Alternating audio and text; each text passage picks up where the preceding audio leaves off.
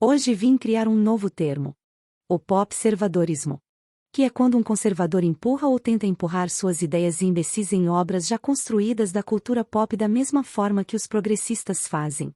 Primeiro exemplo de popservadorismo. Você já reparou como todos os seus heróis ali dos anos 90 pra trás, eles não tinham sexualidade? Ou seja, nem o Exterminador do Futuro tem uma relação clara com a Sarah Connor, talvez no primeiro filme. Talvez no primeiro filme.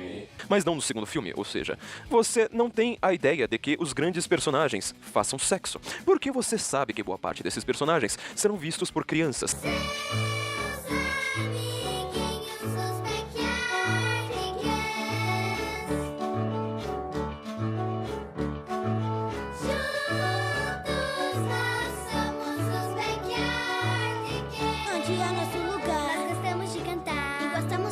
E eles formarão o imaginário de adolescentes.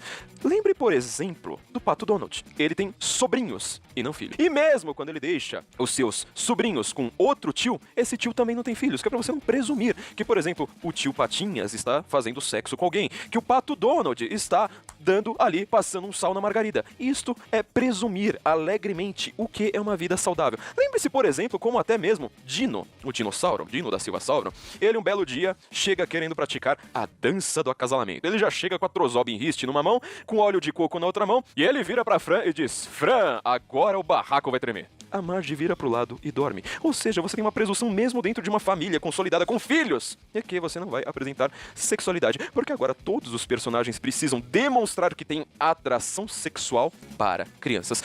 Quem usa esse tipo de argumento deve ter uma vida triste, pois nem pode dizer eu te amo para a esposa e nem sequer chamar ela de esposa.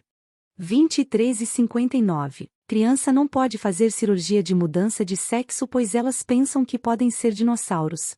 Meia-noite. Obviamente toda criança de 3 anos é capaz de captar mensagens sexuais ao ver dois personagens de sexos opostos trocando olhares por 0,1 milésimo de segundo, o que força os responsáveis a explicar sobre relações sexuais nos mínimos detalhes e, se necessário, até mesmo fazer sexo na frente delas, pois uma vez que elas compreendem a totalidade do significado, elas não serão capazes de pensar em qualquer outra coisa e tudo para eles se torna um gatilho para pensar em sexo. Imagina se o filho fala: te amo, para uma pessoa dessas.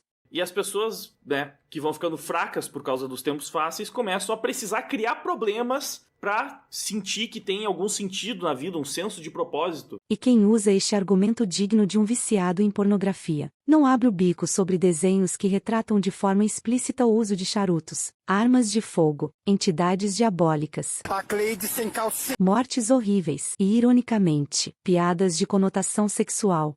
Será que ele está querendo compensar alguma coisa? Segundo exemplo de popservadorismo é em relação a animes. Você pode ver um conservador criticando uma obra ocidental que relativiza o mal. As pessoas que escreveram a série, porque isso é visível, é uma deturpação do que é bom e do que é mal, dentro de uma obra que é clara. O que a série quis passar com a imagem do Sauron chorando depois de enfiar uma lança no bucho do Celebrimbor? E torturar, né? Torturar antes de matar, finalmente.